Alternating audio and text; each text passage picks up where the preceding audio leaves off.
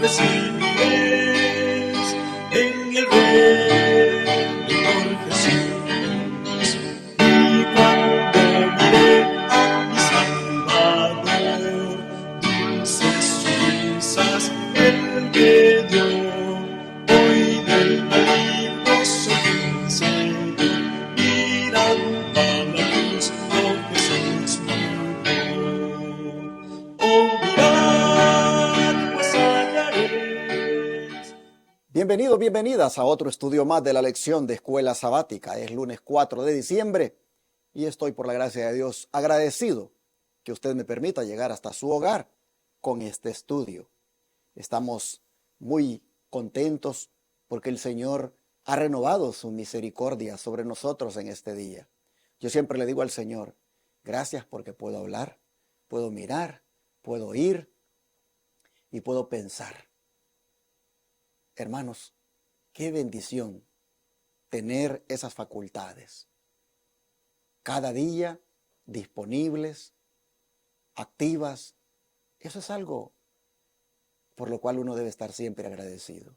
Y luego que los órganos de cada uno de los cuerpos de nosotros estén allí, hermanos, también en actividad, es algo que nos debe llevar a ser agradecidos con Dios. Donde quiera se encuentre, le deseo la bendición del Señor y le doy, como dije, la bienvenida al estudio de hoy. ¿Qué les parece si me acompañan para orar antes de comenzar con el estudio? Amado Dios y Padre, gracias por proveer de la vida. Gracias por este medio de comunicación que nos permite transmitir tu mensaje. Gracias por los hermanos y hermanas que están escuchando o van a oír más tarde esta lección. Señor, te ruego que nos bendigas a todos, tocando nuestras vidas con la palabra. Tu palabra tiene tanto poder que nos transforma, que nos ayuda a poder entender el plan tuyo para nuestra vida. Así que te rogamos que el Espíritu Santo nos impresione y nos dé la sabiduría para comprender este mensaje que nos traes hoy. Lo pedimos en el nombre de Jesús. Amén. La lección de ayer terminaba diciéndonos que Dios tiene mensajeros que están tratando de evitar los juicios provocados por la destrucción de la unidad familiar. Y en la representación del profeta Elías, o bajo el símbolo del profeta Elías, decíamos ayer que estos mensajeros están llamando a la unidad familiar, llamando a que haya esa reconciliación, llamando a que se deje esas maneras de vivir donde más y más y más se va abriendo la brecha. Decíamos que estos mensajeros, Dios los tiene para decirle a las familias, reparen el portillo de la unidad familiar. Pero hoy nosotros vamos a mirar a un mensajero que hizo tan bien su trabajo y que es todo un ejemplo para todos los que este día o en este tiempo queramos hacer esa obra. Y ese es ni más ni menos que Juan el Bautista. Bajo el subtema, el precursor de Cristo, nosotros vamos a mirar quién era Juan el Bautista en relación con esa obra que Malaquías dijo ayer que debía hacer Elías, como también representa al remanente final, que somos nosotros, el pueblo de Dios. Vamos a mirar, hermanos y hermanas, este tema que sin duda nos va a hacer ver la responsabilidad que tenemos en este tiempo.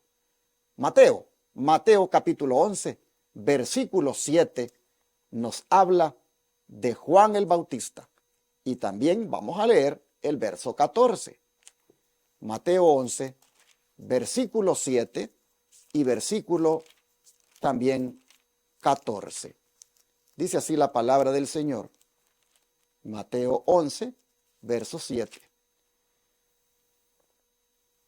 Mientras ellos se iban, comenzó Jesús a decir de Juan a la gente: ¿qué salisteis a ver al desierto?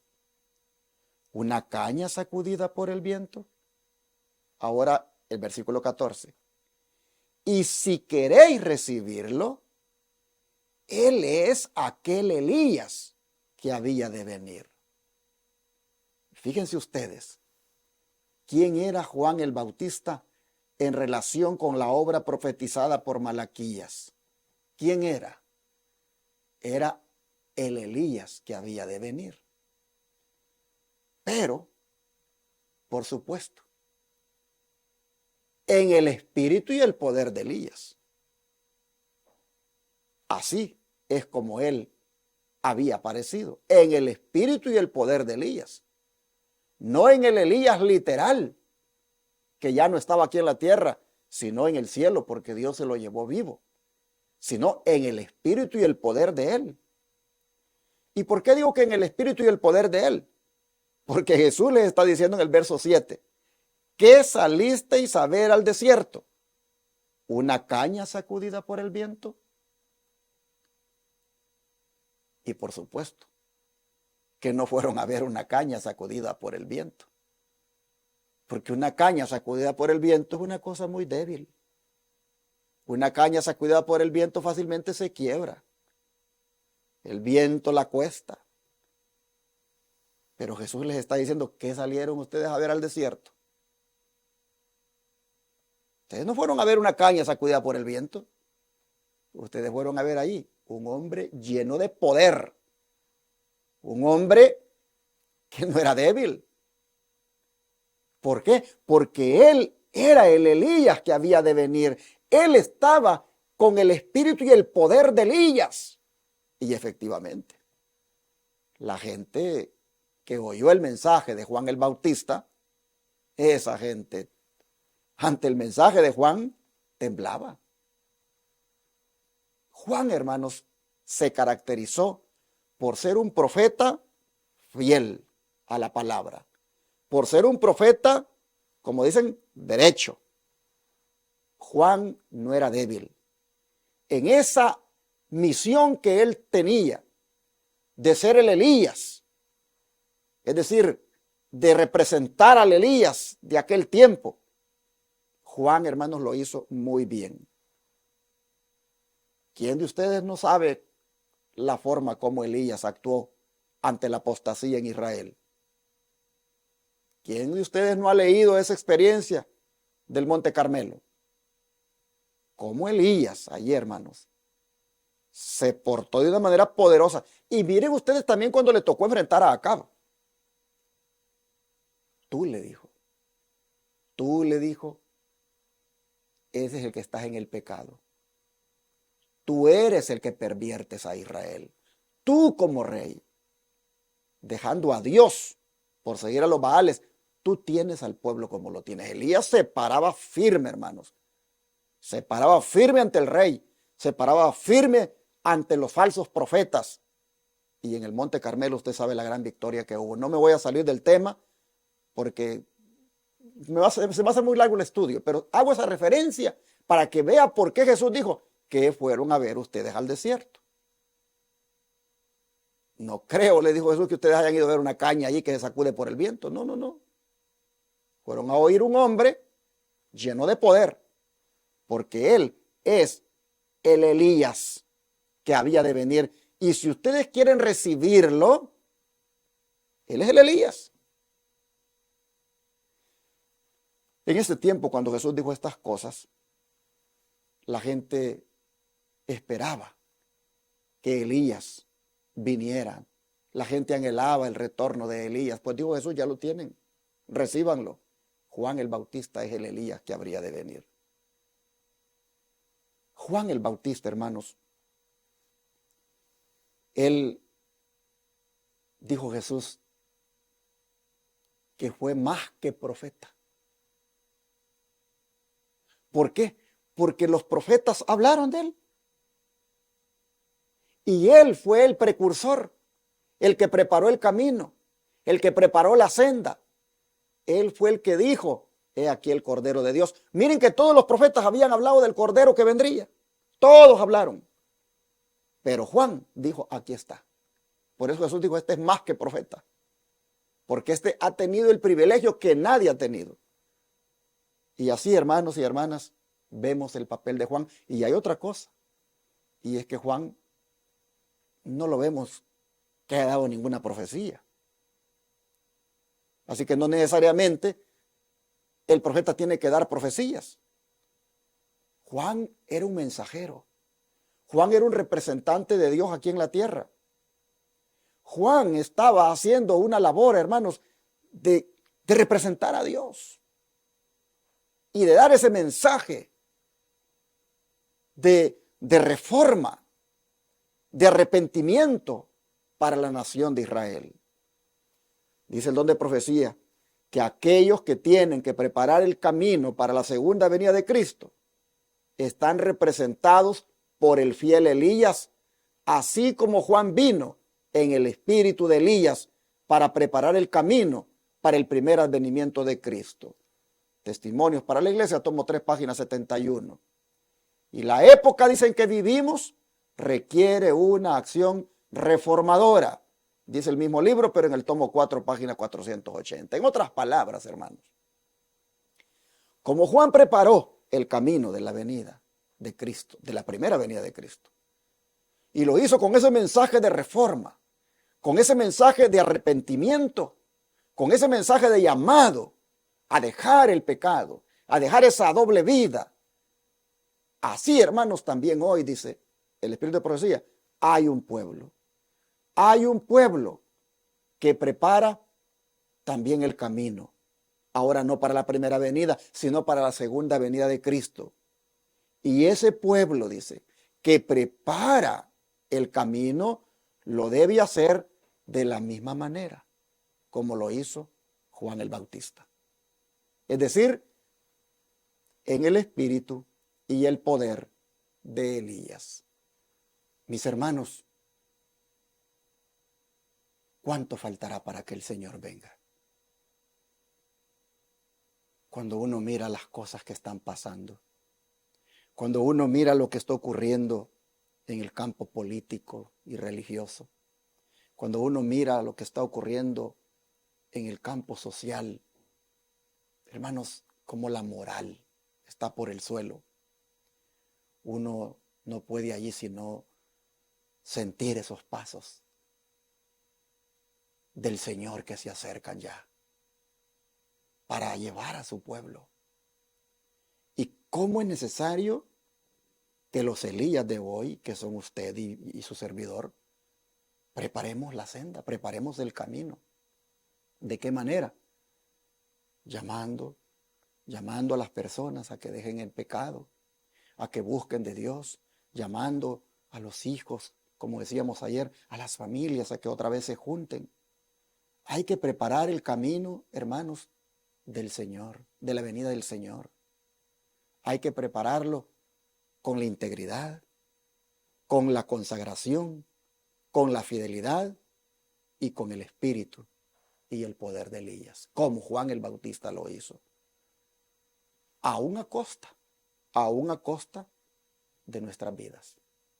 Aún con el riesgo de que por eso perdamos la vida.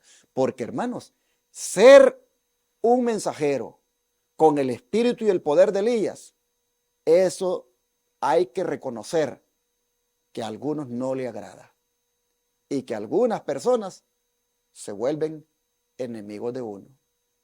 Y si no, mire usted lo que pasó con el mismo Juan el Bautista. ¿Qué pasó con él, hermanos? Fue martirizado. Fue martirizado, es decir, lo mataron.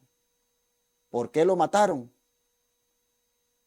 Porque él, hermanos, su mensaje de reforma que tenía o que daba, él lo daba tanto al humilde como al encumbrado. Mire, Mateo 14, versículo 3 al 5. Versículos 3 al 5, escuche. ¿Por qué mataron a Juan?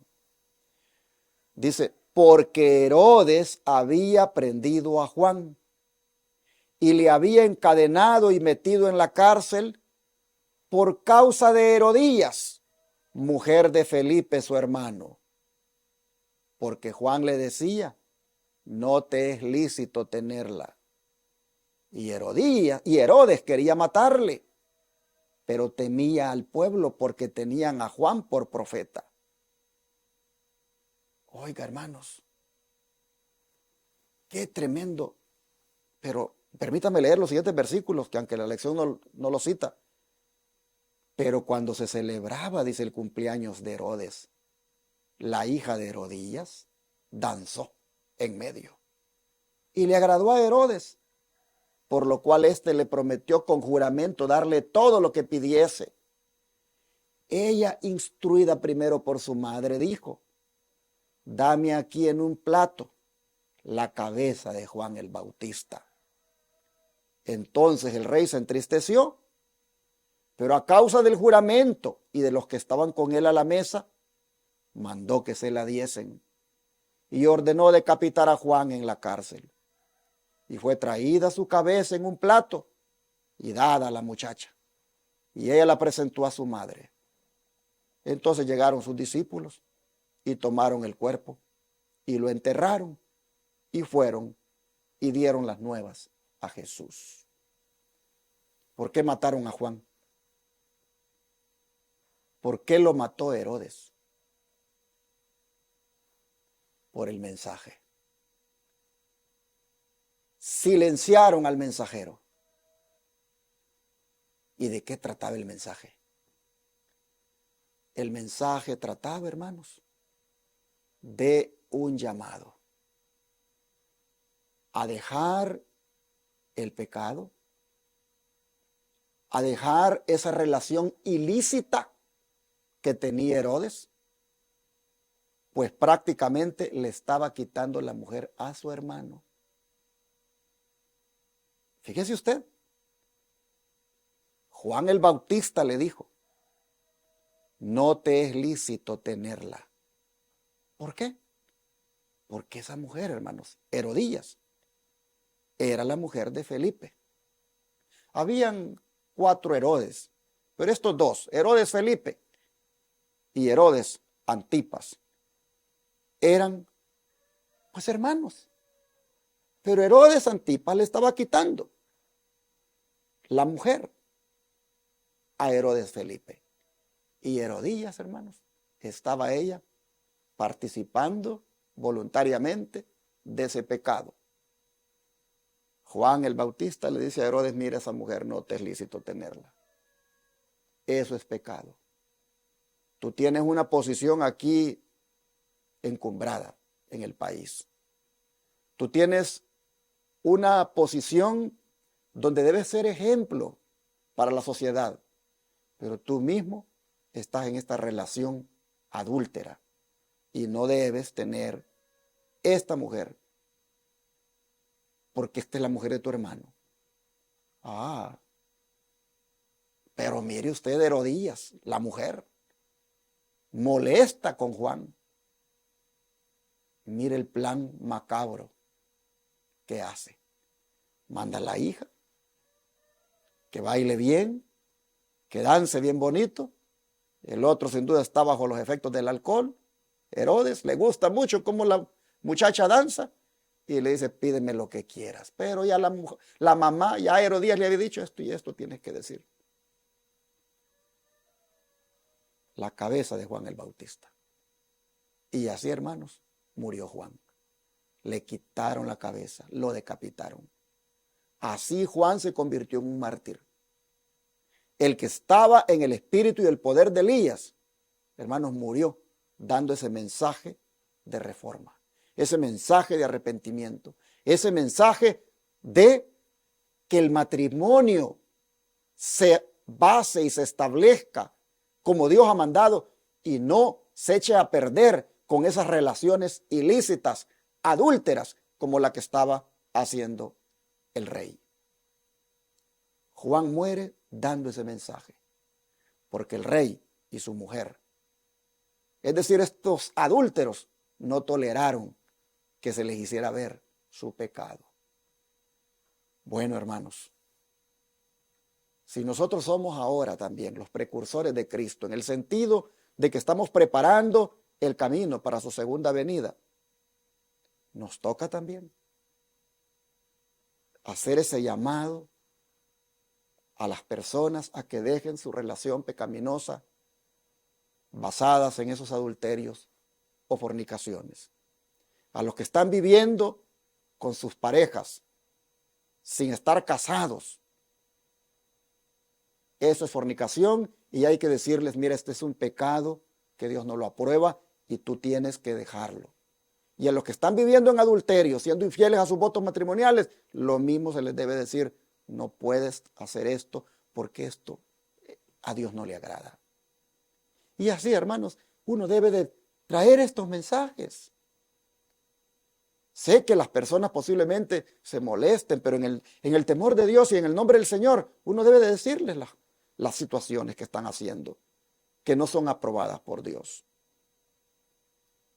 Que ya no te van a hablar, que se van a volver tus enemigos, que hasta incluso te pueden quitar la vida, como se la quitaron a Juan. Pero si tú eres el Elías de hoy, si tú en el espíritu y el poder de Elías haces la obra que Juan el Bautista hizo, debes saber que te pueden quitar la vida.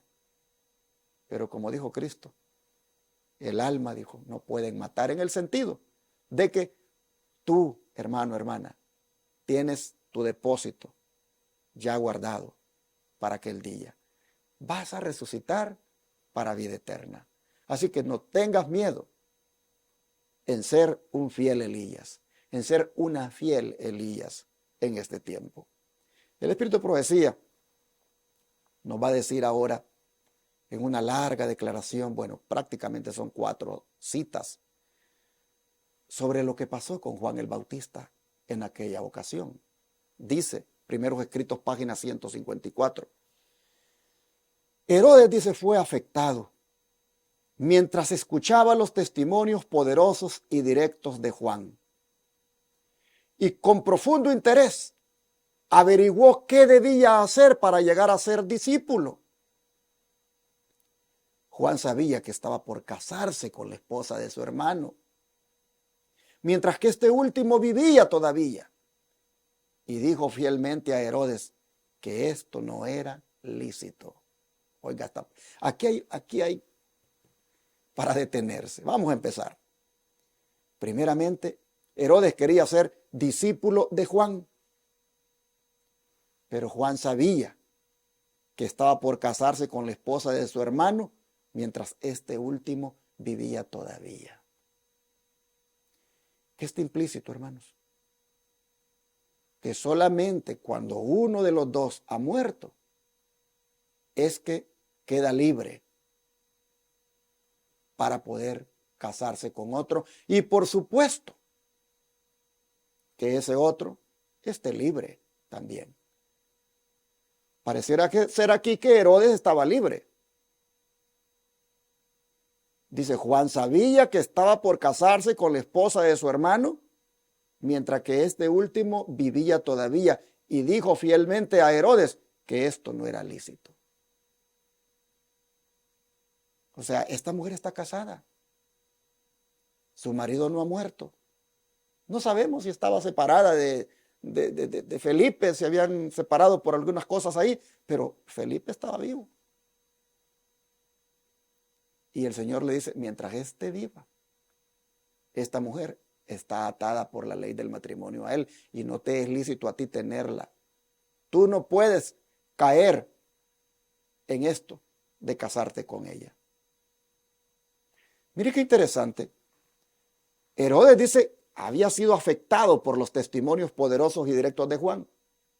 En otras palabras, el mensaje, en alguna manera, le había tocado. Y quería ser su discípulo. Averiguó qué debía hacer para llegar a ser su discípulo. Pero estaba en esta situación. Y Juan se la tiene que hacer ver. Así que en la siguiente cita, de Spirit of Prophecy, tomo 2, página 70, dice que Herodes se convenció de seguir el consejo de Juan. Y dijo a Herodías que no podía casarse con ella desafiando la ley de Dios.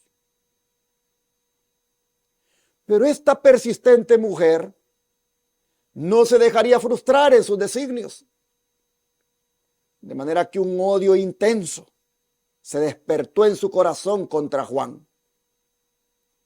Herodes era débil de principios, indeciso de mente, y Herodías no tuvo gran dificultad en recuperar su favor y mantener su influencia sobre él.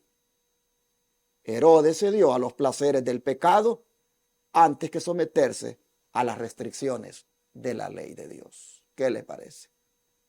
Así era, hermanos, la influencia de la mujer sobre el hombre. Así era de manipuladora. Así era de prácticamente poderosa esta mujer sobre Herodes. Al punto que dice que lo convenció. Prácticamente lo hizo que rechazara el mensaje, que se resistiera, que no se sometiera a la ley de Dios y que siguiera con ella. Qué triste, hermanos, que Herodes haya estado en un momento convencido, pero que ahora una mujer le quite la convicción. Miren ustedes, Herodías le dijo que se casara con ella, desafiando la ley de Dios. ¿Cuánto es importante que nosotros le inculquemos, hermanos, a los hijos y nos propongamos nosotros también ser fuertes en el Señor, ser firmes en los principios, de manera que ninguna mujer ni ningún hombre debilite esos principios? Qué lástima por Herodes, que se dejó seducir por la mujer y que haya rechazado él el mensaje que en un momento el Espíritu Santo había puesto en su corazón. Mire lo que sigue diciendo ahora Obreros Evangélicos, página 155. Muchos de aquellos que profesan creer la verdad dirían, si expresasen sus verdaderos sentimientos, ¿qué necesidad hay de hablar tan claramente? ¿Qué necesidad tenía de provocar la ira de Herodías diciéndole a Herodes que no le era lícito vivir con la esposa de su hermano? Perdió la vida por haber hablado tan claramente. ¿Por qué no podría haber seguido adelante sin incurrir en la ira de Herodías? Todavía se oyen estos comentarios en este tiempo. ¿Qué necesidad hay de que apresure la persecución con esos mensajes que se pone a dar? ¿Qué necesidad hay de que desenmascare el engaño que está prácticamente detrás de todas las agendas que se están llevando adelante? ¿Qué necesidad hay, dicen algunos, de que arriesgue su vida por estar hablando de eso, cuando debería hablar del amor de Dios, de la misericordia de Dios, cuando debería hablar del mensaje de salvación, de la redención? ¿Qué necesidad hay de que esté hablando de Apocalipsis 13, desenmascarando ahí al anticristo? Hermanos, hay ese tipo de comentarios hoy. Como también algunos dirían de Juan el Bautista, que para qué provocó la ira de Herodías, que para qué habló tan directo, que para qué habló de una manera tan clara, para qué fue tan explícito en el pecado. Acortó su ministerio, acortó prácticamente todo un plan que podría haber para él, todo un futuro. Pero hermanos y hermanas, es que no se trataba de él, se trataba de poner en alto la ley de Dios. Se trataba de poner en alto el principio del matrimonio que Dios aprueba. Se trataba de decirle al pecador, mira, eso Dios no lo aprueba. Juan no estaba pensando en él, en que es que si yo hablo así, voy a enojar a esta mujer y me va a quitar la vida. Juan no le preocupó eso. Como tampoco a Elías de antaño le preocupó si la Jezabel se iba a enojar cuando llegó él a decirle a Acab, tú y la casa de tu padre has pervertido a Israel. Hermanos, cuando se trata de dar el mensaje, cuando se trata de decir las cosas como son, hermanos, como son dadas por Dios, el mensajero no tiene que pensar en sí mismo. Si usted como pastor anda pensando en su cheque y que por hablar como habla, la gente se le va a ir de la iglesia y menos diezmos van a llegar a la asociación y por eso usted lo van a quitar de su trabajo, entonces, hermano, usted no es digno del ministerio. Si usted anda ahí acariciando el pecado y anda ahí evadiendo la responsabilidad de predicar como debe predicar por temor a que la gente se le vaya, usted no es digno del ministerio, usted es un mercader. Usted es un mercader de la palabra de Dios. Y usted vende lo que sabe que la gente le puede comprar. Si usted de verdad es un ministro de Dios, hable lo que debe hablar. Así se molesten las personas. Porque usted no lo habla porque usted tenga algo contra las personas. Usted lo habla porque Dios tiene un mensaje de reprensión. Pero uno tiene que saber también de que eso puede traer una consecuencia. Y es que inclusive la vida uno la pueda perder. Su servidor, por ejemplo, yo no tengo nada en contra del señor Mario Bergoglio. Yo no tengo nada en contra de él. Es decir, del Papa Francisco. Como persona, yo no tengo nada en contra de él. Pero sí debo con la palabra de Dios y el Espíritu de profecía, desenmascarar los engaños que él promueve, que él propaga y que bajo las agendas que se llevan adelante, él quiere hacerlos prevalecer. Como persona, yo no tengo nada en contra de él. Yo no tengo nada en contra de las hermanas que se maquillan como personas. Yo las aprecio.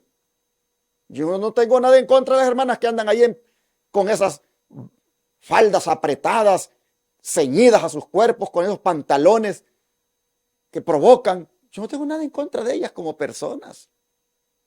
Pero si es mi deber, si yo digo que soy ministro de Dios, hacer ver esas cosas como desagradables delante de Dios. Que se me van a ir de la iglesia, que ya se me fueron muchas y que por eso la iglesia ya no parece grande, llena como antes. Hermanos, ese no es problema mío, ese es problema de ellos con Dios. Yo prediqué el mensaje como tenía que predicarlo. Que se me van a ir otros. Hermanos, este ya no es problema mío. Yo tengo que hacer mi trabajo. El trabajo que Dios quiere que haga como ministro. Y es el de amonestar. Es el de hacer ver las cosas que están mal. Es el de señalar lo que se está haciendo mal. Desenmascarar. Y es posible que alguno diga, ¿pero para qué? ¿Para qué tienes que hablar tan directo? ¿Qué necesidad hay de que expreses de esa manera las cosas tan explícitas? Mira, Juan el Bautista perdió la vida por hablar así. Vas a perder miembros de iglesia. Incluso vas a perder dinero para el ministerio. Porque cuántas de esas personas a las cuales tú les hablas directo son fieles en diezmar. Es más, cuántas de esas personas no solo diezman, sino que cuando ven la necesidad hasta dan dinero extra. Piensa. Piensa en el dinero que el ministerio va a perder. Piensa en los donantes que ya no van a dar esos recursos por esa manera tuya de hablar tan directo. Alguien puede argumentar eso. Pero si yo estoy interesado en eso, y si yo me preocupo de esas cosas, entonces soy un falso ministro. Juan el Bautista me enseña a mí cómo debe ser el Elías de hoy. En el temor de Dios y con la autoridad de Dios y poniendo en alto los principios de Dios, se deben, hermanos, hacer las cosas, amonestar el pecado, reprender el pecado y hablar claro. Sin que eso signifique que uno por eso no quiera a los hermanos o hermanas o personas que anden en sus cosas. Juan el Bautista nos dice, si quieren ustedes ser el Elías de hoy, miren, así se hace el trabajo, pero estos son los riesgos también que hay. Así que hay que calcular el costo. Y hay que uno decidir, bueno, entonces, ¿cómo yo voy a hacer esta obra? Sigue diciendo el don de profecía. Ahora en Mensajes Selectos, tomo 2, página 169. Juan el Bautista reprochó abiertamente el pecado de los hombres de ocupaciones humildes y de los hombres de elevada alcurnia. Declaró la verdad a los reyes y los nobles, ya fuera que le escucharan o la rechazaran. Se dirigía a cada individuo y hablaba específicamente. Él no andaba allí con parábolas, hermanos, con diplomacia, no, específico. Reprochó, dice, a los fariseos del Sanedrín, porque su religión consistía en una práctica formal y no en la justicia de una obediencia pura y voluntaria. Habló a Herodes con respecto a su casamiento con Herodías y le dijo, no es lícito que la tengas por mujer. Le habló de una ineludible retribución futura cuando Dios juzgaría a cada persona según sus obras. Le habló del juicio. Le habló del juicio que le espera a los adúlteros. Le habló, sin duda, de aquello que Pablo dice, que adúlteros y fornicarios no heredarán el reino de los cielos. Hermanos y hermanas, mire usted, como amonestaba, dice, a los humildes, también amonestaba a los hombres de elevada alcurnia, es decir, gente de posición elevada. Como también, dice, amonestó a los reyes, también amonestó a los nobles, así le escucharan o rechazaran el mensaje. Y noten ustedes, el mensaje de Juan era en relación al matrimonio. Él estaba restaurando el matrimonio, hermanos. Cuando él amonesta a Herodes y le dice, así no es. Nadie se tiene que casar con otra mientras todavía siga esta persona casada con aquel. El matrimonio no se hace de esa manera. Las personas que se casan deben de estar libres completamente. Y la única forma como quedan libres, hemos leído ya en los estudios anteriores, es cuando haya muerto uno de los dos que se casaron. Por eso dice, hasta que la muerte los separe. Y eso va a ser la otra semana que vamos a estudiarlo. Hermanos, yo solo quisiera en el nombre del Señor decirles que como el fiel Elías de antaño, el Elías de hoy que somos nosotros, debemos hacer la obra de restauración.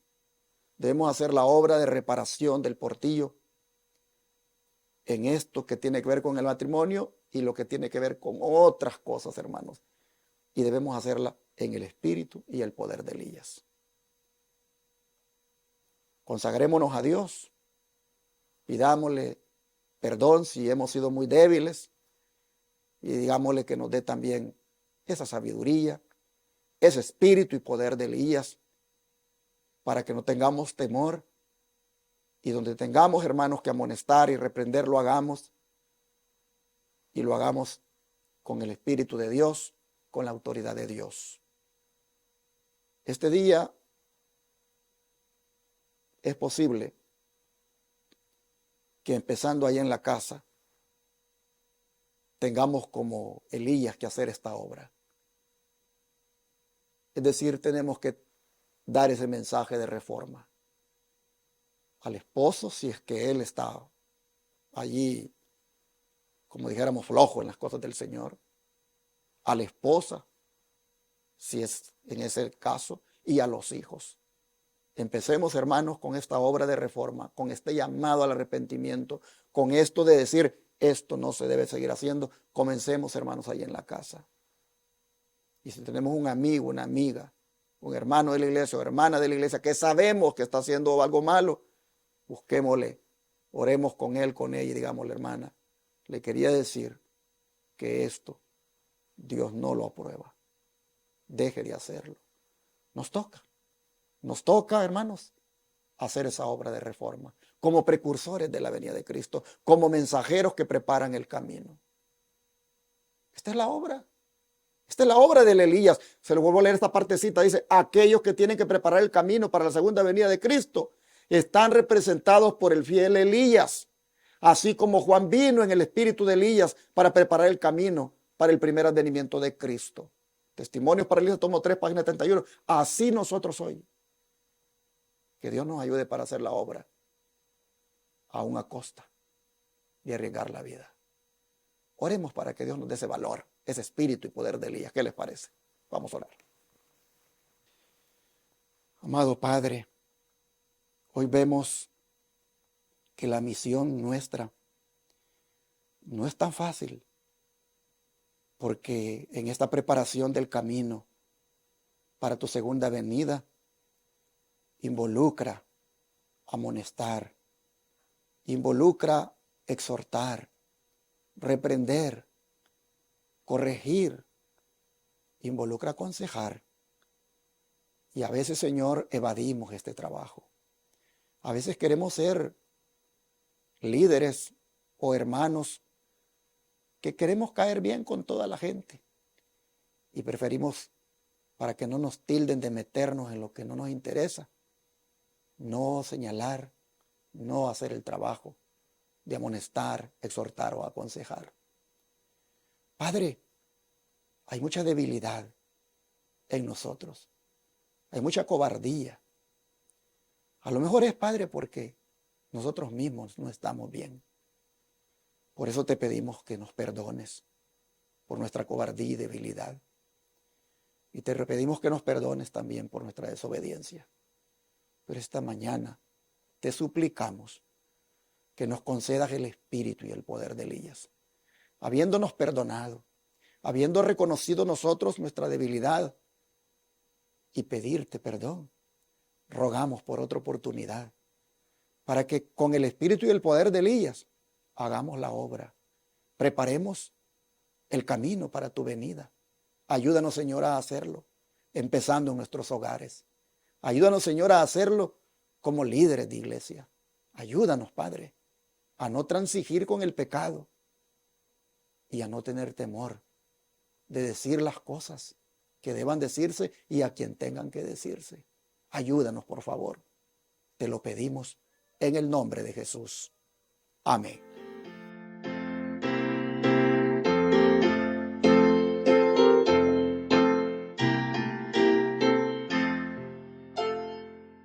En tu nombre comenzamos esta escuela, oh Señor. Con fervor te suplicamos, seas nuestro director. Cada